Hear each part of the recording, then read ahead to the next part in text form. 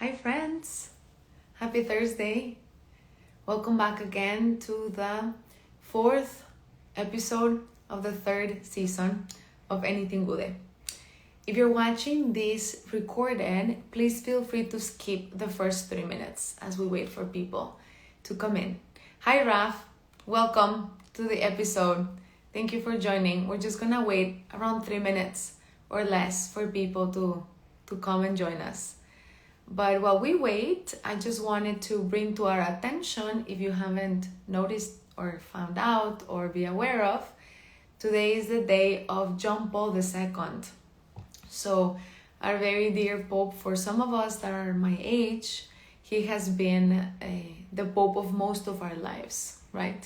So for all of you that are a little younger, you may not remember him. Maybe you didn't meet him, but he was really a great Pope. There are out there a lot of good movies that you can watch on the life of John Paul II. One of them is named Carol. I think it's my favorite one, and hopefully it can help you. Hi Monica, welcome to this episode. I'm glad you're here. We're gonna wait for 1 more minute maybe for people to start signing in, but it's great to have you here. So I'm sure, Mon, because you're very aware of this, you know that today is the day of John Paul II, right? In my house here, my dear sister Amanda, she has a great love and devotion to John Paul II, and living with her these 3.5 years, have helped me to get to know more about John Paul II, and it's been great. Actually, the missionaries, Amanda, Kathy, and myself, we've been watching a movie that it's basically a play that John Paul II wrote when he was a young priest. So yeah, I hope that all of you can get to know our very great Pope John Paul II soon as well. So we're gonna get started because we have a great person here today with us. His name is Raf, and I can't wait for all of us to get to chat with him and get to know him more. So let's start the way we always start.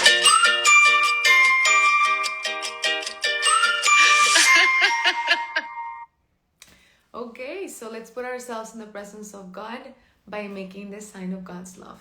In the name of the Father, and of the Son, and of the Holy Spirit. Amen. So thank you very much for joining or watching this episode of Anything Gude. It's really a blessing for me to have been able to get to know all these wonderful hardliners. But before we move on to talk to Raf, I would like to share with you all who is a frontliner for me. So we are all very much aware of our very amazing frontliners, and we hear about them and we read about them. But I believe that these hardliners are people that are also sustaining us and making the lives of many people a lot better because of the way that they've adjusted their profession and their work to help and support people in this pandemic. So in the first episode, we talked to a wonderful teacher of public schools. Her name is Sabrina Onkiko. In the second episode, we learned more about Lex Ledesma, who wrote a book with the name of Reset, 100 Ways to Rewire Your Mindset for the Post-COVID World. And then in our third episode, we talked to an amazing, beautiful, wonderful artist with the name of Lala Tuason. And today, we will be talking to a great entrepreneur, Raf Dionisio. So let me share with you a little bit about him. So Raf is a social entrepreneur focused on farmers, forest, indigenous people, and sustainability. He dreams of ending poverty for people and planet, starting with the Philippines through values, lead, and science-based entrepreneurship. He's a great person, so let's welcome our dear Raf. Just connecting with him now. Hi, Nicole. It's good to have you here. Hello. So we're just gonna wait for there. Hi, Raf. How are you? Hi. Good Hello. afternoon. Afternoon. It's Yeah, good thank to see you. thank you for having me here. And uh I got I was very flattered, but also like thinking great entrepreneur is not, I don't think is a apt description. I feel like there's someone who just keeps trying. is the probably the best description for what's Right, happening today. right. And if you will allow me, I guess I can actually say that you're a great entrepreneur precisely because you keep trying.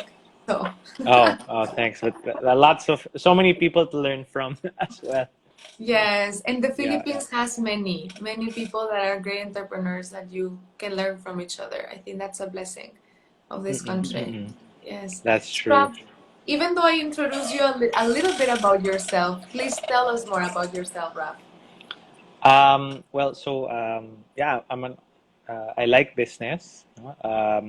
Personally, I really like travel. I enjoy surfing, a lot of trekking these days, and I'm also very fascinated by indigenous culture. I think that's why working no, with a lot of indigenous groups, it sort of feels like every time I learn something about a certain tribe within the Philippines, and there are so many.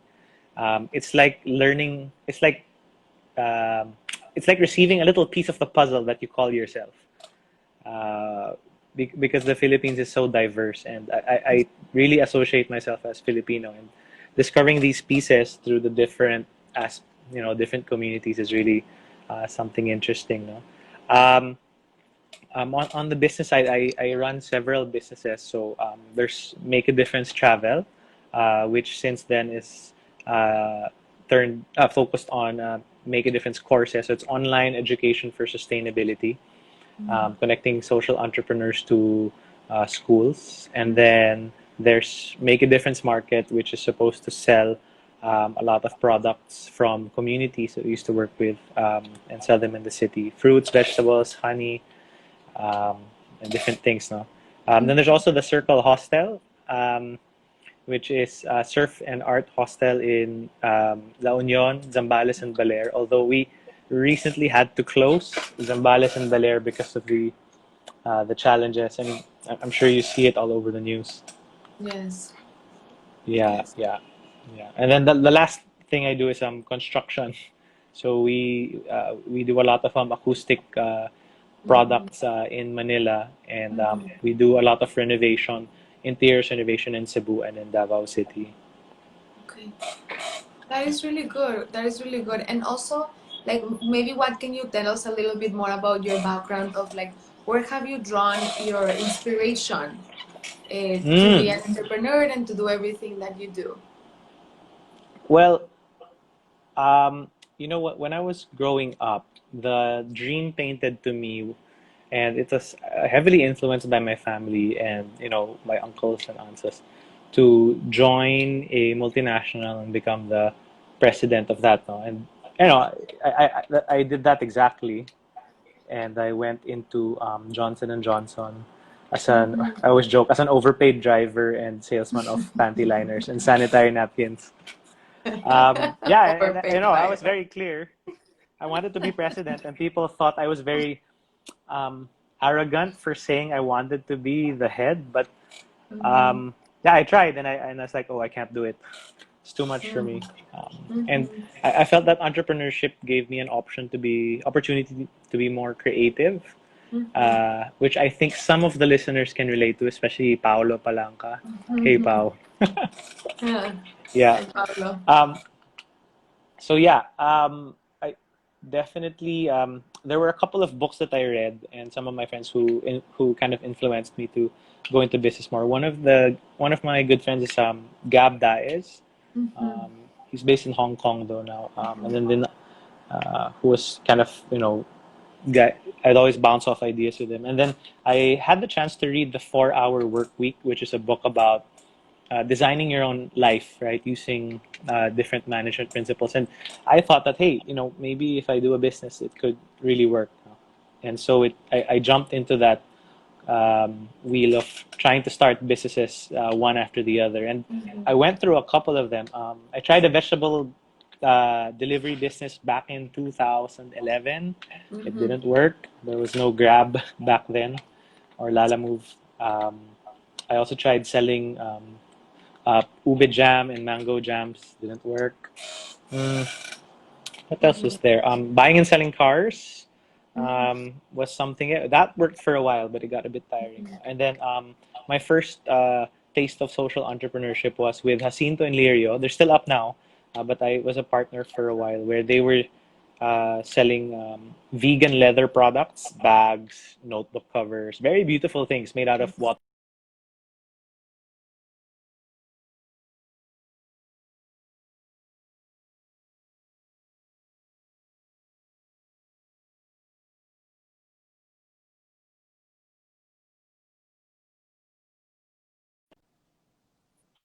Raf, there. I think it was Yo, my internet. I'm so sorry. no, it's There, okay, it's okay. It's we're the back. problem of the world. Yes. So you were saying Mhm. Oh, well, the last, the cars. I think you were saying the cars, yeah, right? cars, yeah, buying, selling cars. I tried doing events, theater plays, theater.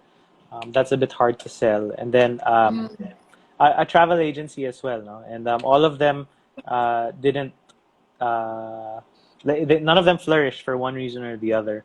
But Circle Hostel was the first thing that ended up, working, and it's still here today. mhm. We're having a tough time, to be honest with everybody. Of And course. just a quick plug: if anyone's looking for shirts, we're selling all our merchandise at discounted rates, just so that we can continue to keep a couple of jobs. My business partner and cousin Ziggy Gonzalez, we both think that, I mean, people are better off employed and productive rather than unemployed and uh, you know uh, possibly hopeless. So we have to Definitely. try to fight Def- to keep each job. Right. Right. You know, Rav, listening to you, of course, it helps us realize that there is like no perfect journey for any entrepreneur, right? No, it's a lot of failure actually. So, what can you share with us about like what have you learned from your failures and from your successes too? Well, I guess there's definitely more to learn from failures in Mm, that way. Like, mm, it's funny. This is take a new reflection. Like, I started my career in sales, mhm, and just this week, I've been mhm. studying salesmanship again because there's a lot of things that I realized I didn't know, right? And I feel like the further ahead you go, Yes. you tend to realize there's really a lot more that you have to learn, right? Right. I think that's one thing. Generally, I always like to pray for humility because that is, I feel, it's a guiding, it's a very strong guiding principle. Right. And you have to be you need it as an entrepreneur. You can't be too arrogant because, you control your time sometimes, but the customers also kind of dictate what's needed, no? In that regard. And you're also not just of service to them, you're also of service to your employees. And since the path I've chosen is more social in nature, more inclusive, then I'm also at the service of community partners that we work with, and balancing that with environmental impact as well. So it's a lot of moving parts, really. And I think it's the way business should be working, especially moving forward, because the world we're in today is kind of it's a reflection of um, it's a reflection of the world in the past, where they were analyzing things with the wrong set of metrics, or not wrong, an incomplete set of metrics, right? I Right. mean, companies always look at the balance sheet and the financial statements. They look Mhm. at their income statement, and you don't. I mean, yeah, you make money, right? But you make money out of some value that is generated from the planet, right? Yes. And if you don't account for returning that input, then I don't think we're smart businessmen at all, right? And if we're trying to take sustainability seriously, and I feel like I feel like there's so much more I need to learn about sustainability in terms of application. Then, yeah, you do need a certain command of human psychology and earth science.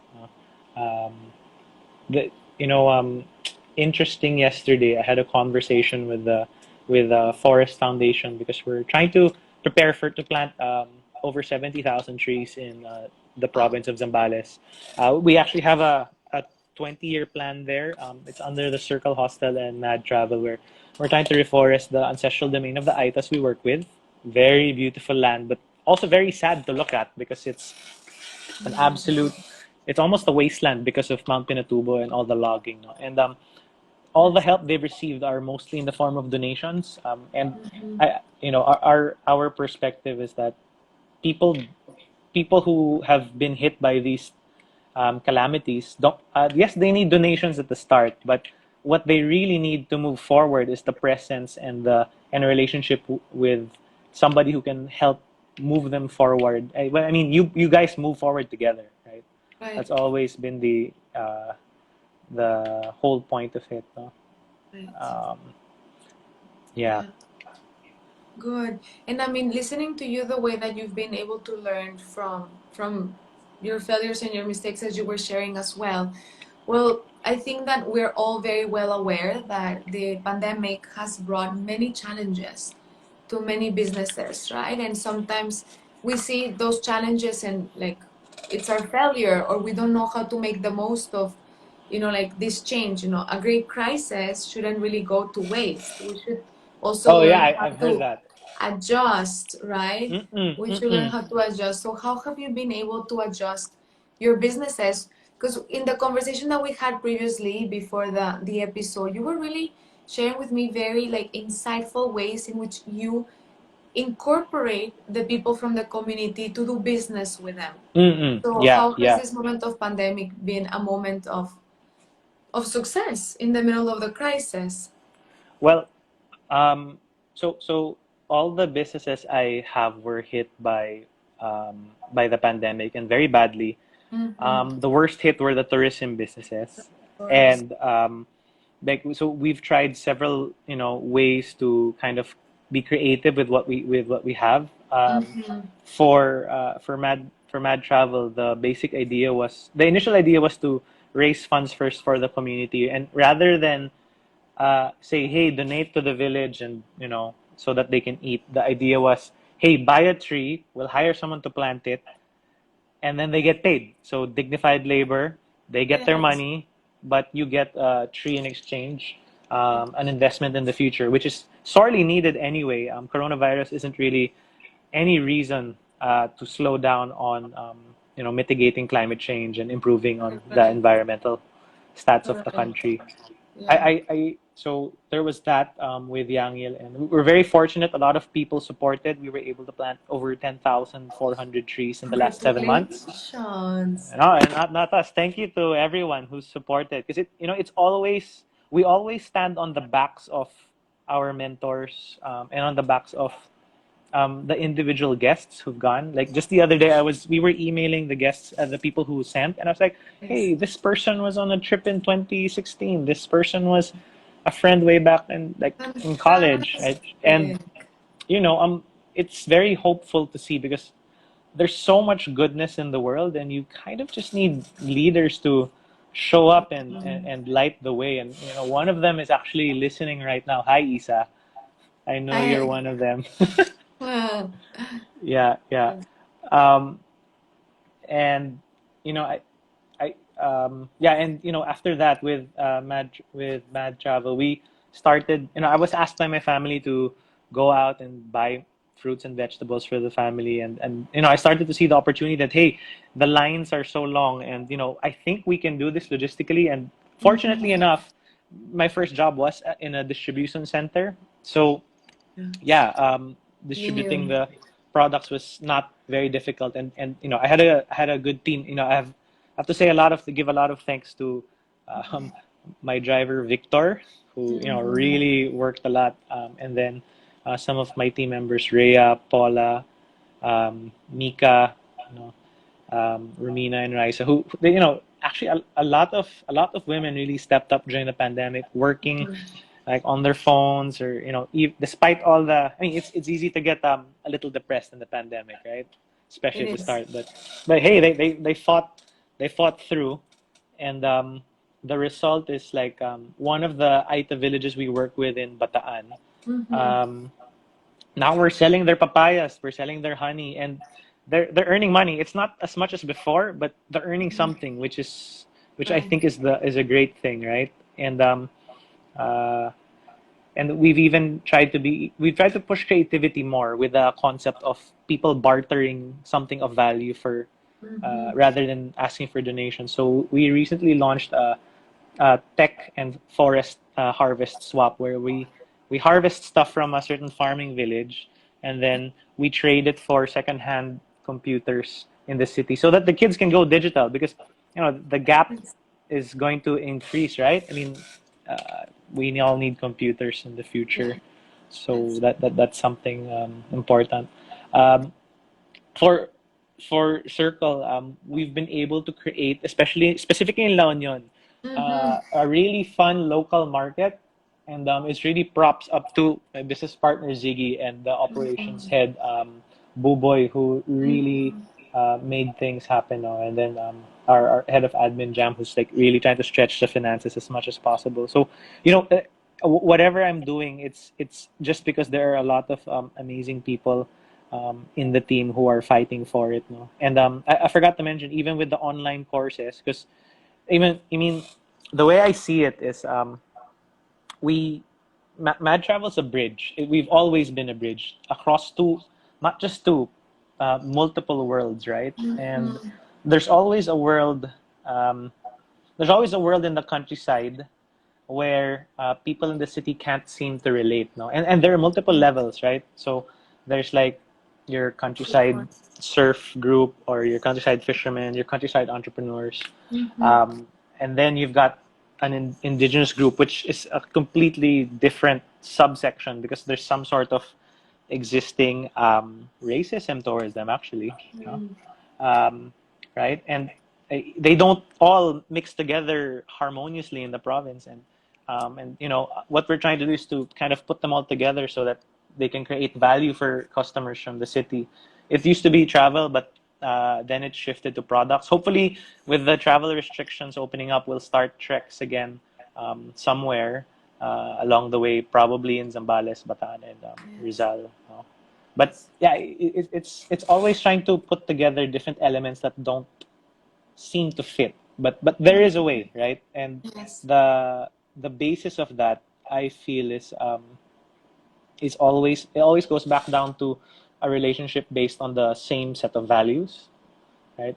Something I think you can find in the Bible and in most religious books, I believe. Yes. No, Yes. um, and our goal here really is to like I'm trying to show how what at least I'm trying to redefine what the word stewardship should be.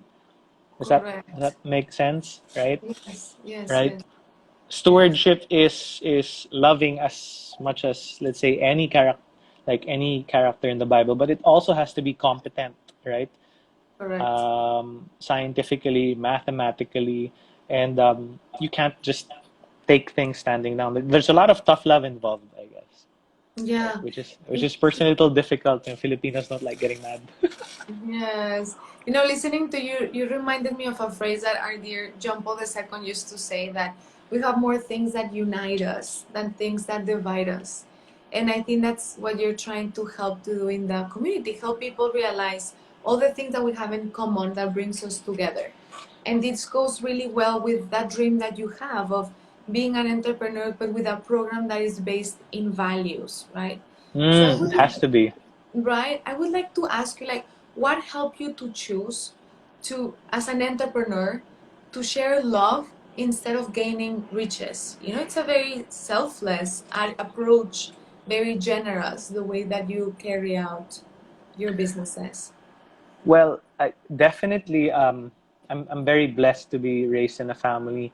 Uh, Mm. we stay in Quezon City. My dad's a doctor at PJH who went Mm-hmm. after his passion and Mm-hmm. giving up a life in business. And then Mm-hmm. mom is a relationship consultant, investing in the lives of families and raising kids. And Mm-hmm.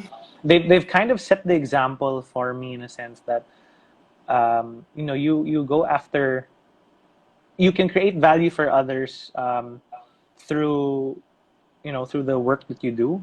And I remember growing up, there's one powerful story. Like, I used to compare all the time what we had in our household and what my friends had. Like, my friends had a Sega or a Nintendo or cable TV and like lots of toys. And I was like, Mom, why don't I have any of these things?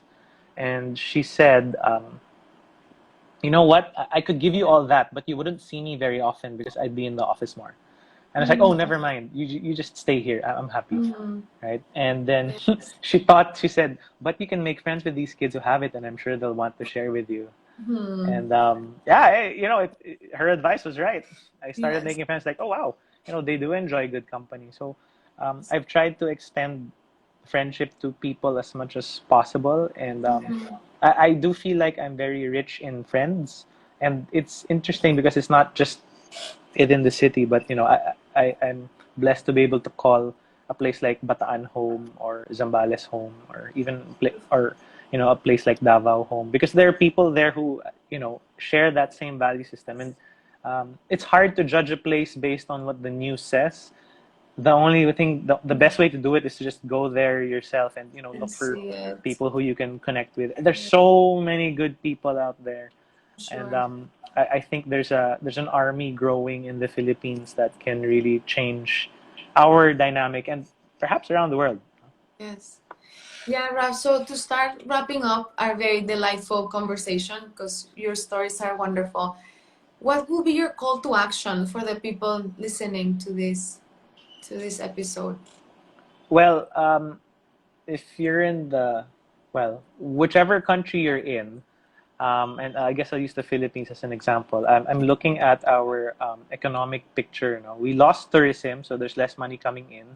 We lost a lot of overseas Filipino workers, so there's also less money coming in. But we haven't stopped buying a lot of the things from abroad, which is a tendency of the Philippines, right? We don't really have a robust production center here or processing. So basically, if we started COVID with this pool of cash, it's gonna start to shrink and shrink and shrink because we keep sending money out and there's not the same amount's not coming in. Right. So I would say to avert an economic disaster here, the first thing you can do is vote for the Philippines with your peso and just buy locally. Spread your money Right. as much as you can. The smaller the business, the better. Right? It's really important, no? In that way. If you can keep someone with a job, I mean, we've had to do a lot of cuts. If you're an entrepreneur, you're a boss, we've done a lot of um, salary cuts. But it's better that they have something than nothing because it's Right. very difficult to go jobless at this point in time. Now we're still a vaccine away from whatever new world that will be. Right. Right. Yeah, and we don't know that. Raf, thank you so much. That was a really good call to action. Very specific, very concrete, and very much needed. It's a really good eye opener for people that Mm-mm. will be listening to this. So thank you Yeah. very much for joining us this afternoon. Thank you very much. And just in case you guys want to follow, please follow Make a Difference Market on Instagram or The Circle Hostel or Mad Travel PH. And of course, me if you want. I post a lot of things that I'm very passionate about. And, Yes. and thank you again for letting me share Of my thoughts this course. afternoon. Of course. It's a pleasure to have you. And when I post this episode, I'll be also sharing with everyone your Instagram and the other ones that you also shared now with us. So yeah.